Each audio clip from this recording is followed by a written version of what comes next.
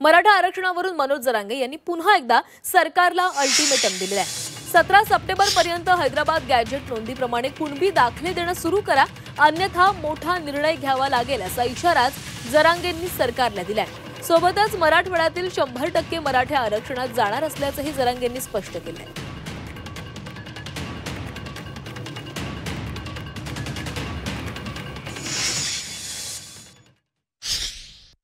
हैदराबाद गॅजेटियरमधल्या नोंदी आणि त्या नोंदीच्या आधारावर मराठ्यांना मराठवाड्यातल्या किंवा हैदराबाद स्टेट जिथपर्यंत होतं तिथपर्यंतच्या सगळ्या मराठ्यांना कुणबी प्रमाणपत्र द्यायचं काम 17 सप्टेंबरच्या आत सुरू झालं पाहिजे। नसता पुन्हा मला नाविलाजानं मोठा निर्णय घ्यावा लागणार आहे। वेळ आली तर आमच्या गावात आमच्या घरी यायचं, राजकीय नेत्याला आम्हाला बंद करावं लागेल हे मात्र लक्षात ठेवा।